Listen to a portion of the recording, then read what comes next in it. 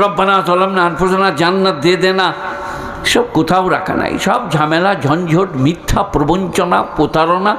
আজকাল আবার যা বাজার বেরিয়েছে বুঝলেন। একজনা যে, কাকে আর বলবো, আপনাকেই বলি, আপনার সাথে ঝামেলা হবে না। হাফেজ সাহেবকে যে একজনা বললে, ভাই আমাদের ঘরে ওই যে কী বলো ওটাকে, দুতলাতে ধপ ধাপ আওয়াজ, তুই কী করতে এলি, কাকে দেখছিস, আমার দিকে চাইছি কেন, ওইটা কর না। এ বাবা বলছে আমাদের ঘরের দুতলাতে ধপ ধাপ আওয়াজ হচ্ছে, মোল সাহেব কিছু করুন। হাফেজ সাহেব বললে দাঁড়া, দিয়ে এমনি করছে, হাত গুনছে। ও বাবা, তো বিরাট জেন, গায়ে চুল আছে, কিচ্ছু করার নাই। বলে দেখি কিছু করে দেন, আমার ঘরে দেখতে পারবো না। সেই সময় হাফেজ সাহেব বউ ফোন করেছে, ঘরে জামাইছে, তো বলে 2 কেজি ওজনের সাদা মোরগ লাগবে। আর বললে লেপের ওয়ার, বলে 30 মিটার সাদা কাপড় লাগবে। আর ঘর করছিল হাফেজ সাহেব, বলে 20 কেজি গজাল লাগবে। বলে তুলে চলে, আমি ঠিক করে দেবো, এইটার বাজার চলছে, কি করবেন দেখুন। 20 কেজি গজাল, 30 মিটার সাদা কাপড়, তোর ঘরে বিরাট চুলওয়ালা জেন, হাত গুনে কেউ বলতে পারবে? কথা বলে না। সব মেয়েরা লাইন দিয়ে বসে আছে, আমার স্বামী অন্যজনকে চোখ মারছে। বলে দাঁড়া, আমি হাত গুনে একটা তাবিজ দিচ্ছি। আমরা কি করে জানো, আমরা বলবিরা আমাদের জানলাই যে বলে, বাবা হুজুর একটু ব্যবস্থা করুন। কী হলো মা? বলে আমার স্বামী পল্ল জুড়ে হয়ে গিয়েছে, খালি সেই ধপধপে ওদের ঘরকে চলে যাচ্ছে। এই যে বলছে পারবে কিছু করতে? কেন পারবে না? কেন পারবে না? তো দোয়া তাবিজের ব্যাপার নয়। কি ওটা? রুনা লাইলার গান শুনেছেন? ঘরের লোকে বলছে কেউ দোষ করেছে, পাড়াপড়শি বলছে চিনে ভূতে ধরেছে, কি করে বলি আমাকে কেউ প্রেম করেছে। রোগ হলে তো সারবে, তো প্রেম করেছে, ওখানে রোগের ওষুধ নাই। সেই কারণে এইগুলো কোরআন বলে দিয়েছে, যদি মানুষ না শোনে, না মনে রাখাতে কী করবো বুঝলেন। মুসা আলাইহিস সালাম কাঠের বাক্স ওর মা ভরে দিলে, সূরাটার নাম কি? সূরা কাসাস। পানিতে ভাসিয়ে দিলে, আল্লাহ বলে ভাসিয়ে দাও, তোমার বেটাকে তোমার কোলে ফেরত দেবো। বলো নারায়ে তাকবীর, আল্লাহু আকবার। দরিয়ায় ভাসা মূসা তার মায়ের কোলে, দরিয়ায় ভাসা মূসা তার মায়ের কোলে। আর মেয়েকে বললো তো দরিয়ার কিনারায় কিনারায় যা, বাক্সটা কোন দিকে যাচ্ছে দেখবি, ওহম লা ইয়াশউরুন, কেউ যেন না জানতে পারে তুই বাক্সটা লক্ষ্য করছিস।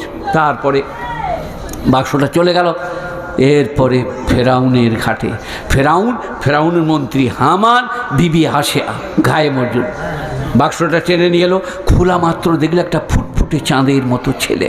আর এধারে মুসার মায়ের বুকটা শক্ত করে দিলে, কাঁদা কাটা করিস না, মুসার সিবিআইরা ধরে ফেলবে ফেরাউনের।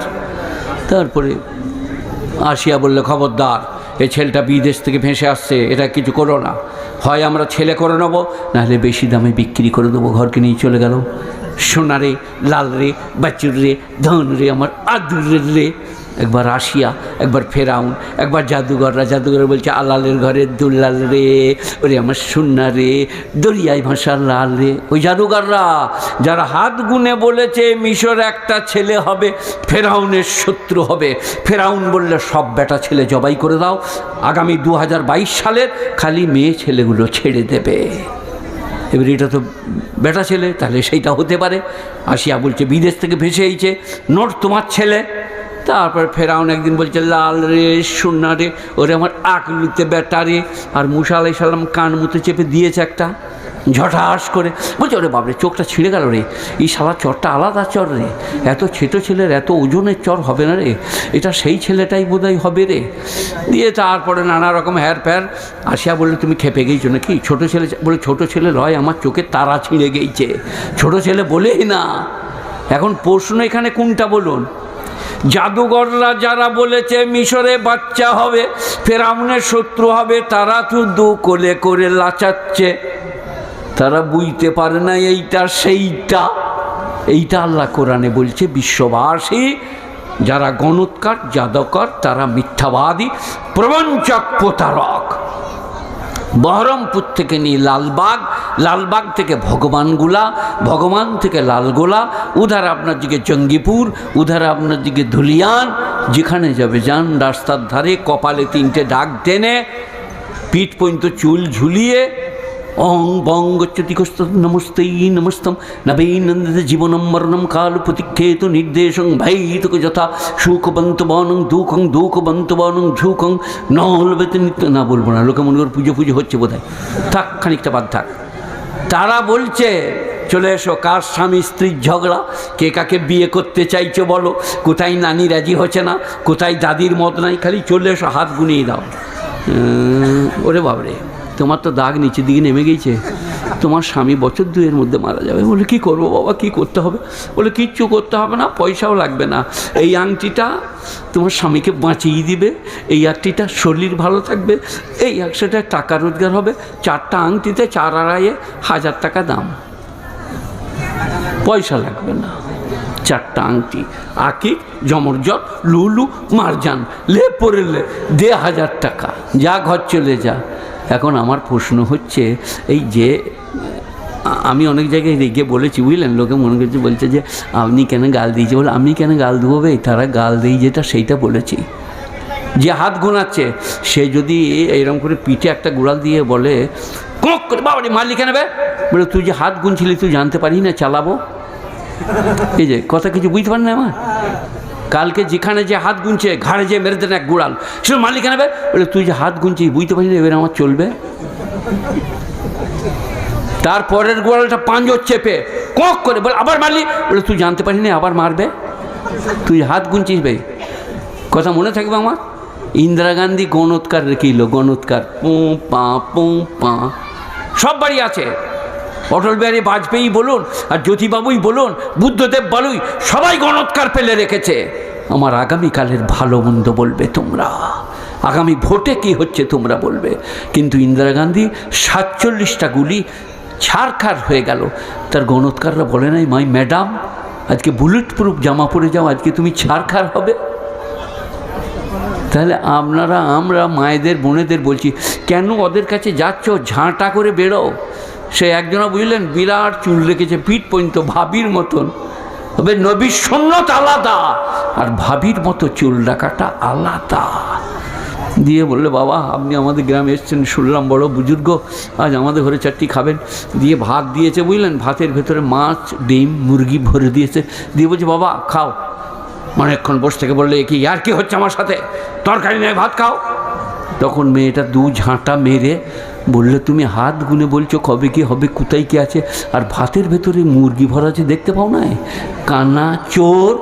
যদি ভালো ঘরের বিটে হয় তবে জাদুঘর, গণৎকর, প্রবঞ্চক, প্রতারককে কোনোদিন বিশ্বাস করবে না।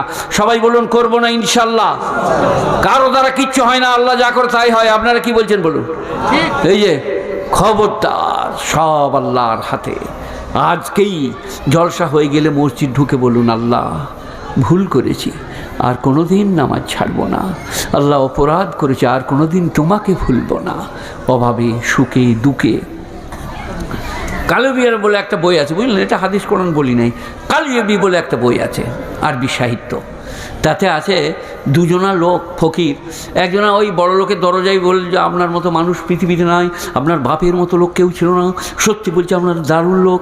সে বলছে এত নাম করছে যখন তখন দে আজকে কিছু দিয়ে দেখে, 10 ভরি সোনা 10 ভরি রূপো একটা তরমুজের ভেতরটা খালি করে ভরে দেয়, দিয়ে দড়ি বেঁধে ওকে দিয়ে দেয়। আর তার পাশেই আর একটা ফকির, সে লা ইলাহা ইল্লাল্লাহ, লা ইলাহা ইল্লাল্লাহ, লা ইলাহা ইল্লাল্লাহ, লা ইলাহা ইল্লাল্লাহ। এই যে মাথাটা উঁচু তোমার, তুমি সামনে বসলে ওনাকে জিজ্ঞেস করে বসো তোমার মাথাটা উঁচু, মাথায় ঘুষিয়ে দিবে, হ্যাঁ মাঝের ফাঁকটায় রাখো মাথাটা, ওরা আমাকে দেখতে হবে না। এই বাবা, আর একটা ফকির কি বলছে, লা ইলাহা ইল্লাল্লাহ, লা ইলাহা ইল্লাল্লাহ, লা ইলাহা ইল্লাল্লাহ। সারাদিনে তার 10 টাকা হয়েছে, কেউ 1 টাকা, কেউ 2 টাকা, কেউ দেয় নাই। সেই তরমুজওয়ালা চলে এলো, বলে তোর কত হলো আজ, বলে 10 টাকা। সেরকম কিছু হয় নাই। বলে তোর, বলে একটা তরমুজ দিয়ে যাবে, কাল আমি তরমুজ কিনে খেয়ে এলাম, আজ আমার ইচ্ছা নেই। তো বলে ওটা বেঁচে দিবি তো দে আমাকে, বলে দে, তোর 10 টাকা হয়েছে আমাকে দে তরমুজটা নিলে। ও তরমুজ নিয়ে ঘর চলে গেলো, এই 10 টাকা নিয়ে ঘর চলে গেল। তারপর দিন আবার বলছে তোমার বাপ ভালো, তোমার দাদু ভালো, তোমার আবার ও চলে গেছে। তখন সে বলছে ন্যায় তোরে ঠ্যাঙ্গাটা, সারার পিঠ কাজকে ফাটাবো, যা হয় হবে। বলে কেন গো ফাটাবে কেন? বলে কাল যে তোকে তরমুজের ভেতরে এতগুলো সোনা দিলাম, আবার আজ চলেছি। তরমুজটা তো আমি লি নাই, ওই শালাকে বেঁচে দিল। লা ইলাহা ইল্লাল্লাহ। তখন দাতাও বলছে লা ইলাহা ইল্লাল্লাহ, সেও বলছে লা ইলাহা ইল্লাল্লাহ। সোনার উপগুলো কে পেয়েছে? লা ইলাহা ইল্লাল্লাহ। আর যে বলছিল তুমি ভালো তোমার বাপ ভালো, তার কপালে সেই 10 টাকা। সেই কারণে ভালো মন্দ কার হাতে? কিন্তু লটারি টিকিট না কাটলে বড়লোক হতে পারবে না, সবাই কেটে নিবে। হ্যাঁ, যত সেরেক আছে তার 14 পুরুষ হচ্ছে লটারির টিকিট কাটা। সেরেকের 14 পুরুষ। যেখানে বয়ান আছে লটারির, সেইখানেই বয়ান আছে সেরেকের। এক লাইনই গুণীজনেরা জ্ঞানীজনেরা, নেই নিষ্ঠবানেরা, লটারির টিকিট কাটা চলবে না। তবে পশ্চিমবাংলার মানুষ আপনারা মরদ। যখন বাবরি মসজিদ ভেঙে দিলে তখন দরমার ভেতরে ঢুকে পড়লো। কেউ গোয়ালে, স্ত্রীকে বললে দরজাটা লাগিয়ে দাও। মোল সাহেবেরা ডাকতে এলে বলবে উনি বাড়িতে নাই। বাবরি মসজিদের জন্য মারামারি করতে যেতে হবে, জেহাদ করতে হবে, দরজা লাগিয়ে দিয়ে বলবি বাড়িতে নাই। আর বলছে স্ত্রী দোষ করেছে, তরকারিতে নুন হয়ে গেছে, দে ঠ্যাঙ্গা, পিঠকে ফাটিয়ে দেবো। তখন বলছে আমরা মরদ, স্ত্রীকে মারব। বিশ্বনবীর সুন্নতের আদর্শের পরিপন্থী বিশ্বনবী বলেছেন খয়ারুকুম লে আহলিহি, মেশকাত শরীফ 2 খণ্ড কেতাবুন নিকাহ। তোমাদের মধ্যে উত্তম তিনি যিনি নিজের বিবির কাছে উত্তম। কারো স্ত্রী যদি সাক্ষী দেয় আমার স্বামী ভালো মানুষ, আমার স্বামী ভদ্রলোক, আমার স্বামী কথাবার্তা মার্জিত, আমার হক আদায় করে, সে স্বামী জান্নাতি। কিন্তু আমাদের মেয়েদিকে চলো শুধু চলো গা যে আপনার স্বামী কেমন, বলবো ওরে বাবরে ও তো বাগানে হাজি, প্রচুর বাগান করে। বড় জামা পড়লে কি হবে? খুব গোলমাল। খবরদার, স্ত্রী অর্ধাঙ্গিনী প্রেয়সী জীবন সঙ্গিনী।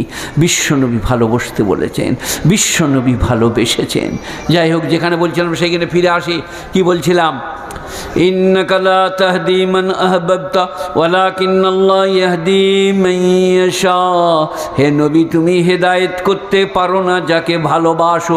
আল্লাহর নবী তার চাচাকে বলছেন, পৃষ্ঠপোষক চাচা, হিতাকাঙ্ক্ষী চাচা, ভালোবাসার চাচা।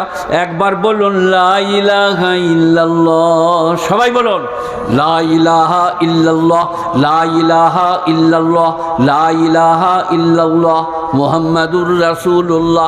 হতে পারে আজকের কলমাটার জন্যেই আপনি জান্নাতে চলে যাবেন। লা ইলাহা ইল্লাল্লাহ মুহাম্মাদুর রাসূলুল্লাহ।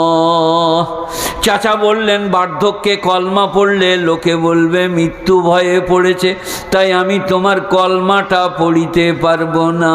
কেমন চাচা? মক্কার যুবকরা গিয়ে বলল আপনার ভাইপোকে শাসন করুন, যে মিশন তিনি চালাচ্ছেন আমাদের মক্কার পরিপন্থী মিশন। চাচা একদিন দেখে বললে ভাতিজা একটু আমার উপরে দয়া করো, তুমি তোমার মিশনটা কিছুদিনের জন্যে স্থগিত রাখো। আল্লাহর নবী বললেন চাচা যদি এক হাতে চন্দ্র দাও, এক হাতে সূর্য দাও, আমি আমার এই কাজ বন্ধ করতে পারবো না। কোনটা? কুলু লা ইলাহা ইল্লাল্লাহ তুফলিহুন। তোমরা সবাই বলো আল্লাহ ছাড়া মাবুদ নাই, তোমরা উত্তীর্ণ হয়ে যাবে। লা ইলাহা ইল্লাল্লাহ তুফলিহুন। চাচা ঈমান আনতে পারছে না। আল্লাহর নবী কি বলছেন? একবার যদি বলেন লা ইলাহা ইল্লাল্লাহ, আমি সুপারিশে করতে পাবো। আল্লাহ আমার চাচা, পৃষ্ঠপোষক চাচা, নিজের পাশে শয়ন করাতো, নিজের বেটা আলিয়ার একটু দূরে থাকতো, চাচার জন্যে আমার সুপারিশে কবুল করো, এটা বলতে পাবো। এরপরে 11 পাড়ায় আল্লাহ আয়াত নাযিল করে দিলেন, না বলতে পাবে না। মা কানা লিন-নবী ওয়াল্লাযীনা আমানু ইস্তাগফিরু লিল মুশরিকিন। নবীর সঙ্গে আল্লাহর কথা চলছে, আল্লাহ ঈমানদারকে শুদ্ধ জুড়ে দিলেন। দেখুন, মা কানা লিন-নবী ওয়াল্লাযীনা আমানু, नबी के लिए मुनासिब नहीं है, ईमानदारों के लिए समोचित तो नहीं है, मुनासिब नहीं है इस्तगफिरु लिल मुशरिकिन।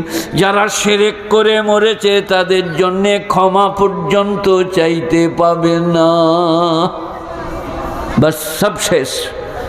যা করছেন বলুন লা ইলাহা ইল্লাল্লাহ। নামাজ, রোজা, হজ, যাকাত, দিনদারি, পরেজগারি, বিয়েতে মোটরসাইকেল লোবো না, পোল লোবো না, স্ত্রীকে কষ্ট দেবো না। একবার নিল, আবার মোটরসাইকেল খারাপ হয়ে যায়, আবার স্ত্রীকে মারছে, তোর বাপকে বলবে আরেকটা দিবে, নাহলে তোকে কিন্তু আমি তেল দেবো দিয়ে আবার বিয়ে করবো। আর ক্যারকেরিয়ে জান্নাতে ঢুকে পড়বে। সব ভুল ধারণা, ভুল ধারণা। ভালো কাজ করুন, ভালো পথে চলুন, আজকেও কাজে লাগবে, কালকেও কাজে লাগবে। আর এই তো আমার আপনার কথা চলছে, উধারে পয়গম্বর নূহ নবী হলো না, চলুন আরেকটা চলুন, ইব্রাহিম নবী, উলুল আজম পয়গম্বর, তৌহিদের লাল ইব্রাহিম নবী কিয়ামতের দিনে বলবেন, ওগো আল্লাহ আমার আব্বার কি হবে? আল্লাহ বলছে তোমার দুটো পায়ের মাঝখানে চেয়ে দেখো। বুখারী শরীফ। বীর্যুর আকারে রক্তে লুটোপুটি যাবে, ইব্রাহিমের সুপারিশ কবুল করা হবে না। আহা হা। ইব্রাহিম তখন তার বাপের উপরে বেজার হয়ে যাবে। আল্লাহ যার উপরে বেজার, আমিও তার উপরে বেজার। আজার কোরআন শরীফ। গুণীজনেরা, জ্ঞানীজনেরা, নেই নিষ্ঠবানেরা, আল্লাহওয়ালারা, মেহেরবান দিনদার পরেজগানীরা, সবাই বলুন শিরক করব না ইনশাল্লাহ, শিরক করব না ইনশাল্লাহ। কালমা, নামাজ, রোজা, হজ, যাকাত, দিনদারি, পরেজগারি, তাকওয়া, ক্ষুধাবিরতা, ভালো কাজ করা, ভালো কথা বলা, ভালো পথে চলা। দেখবেন আজকেও কাজে লাগবে, কালকেও কাজে লাগবে। আল্লাহ মেহেরবান, আল্লাহ বেনিয়াজ, তার দয়ার অন্ত নাই, প্রশংসার ভাষা নাই। কি হলো বলো? পেশাব লেগেছে ওকে? হ্যাঁ ভাই, তোমাকে পেশাব লেগেছে? হ্যাঁ, বক্তা আনতে যাচ্ছে? হ্যাঁ, যা তাড়াতাড়ি নিয়ে এসো ভাই, তাড়াতাড়ি নিয়ে এসো, আমারও 12টা বেজে গেছে।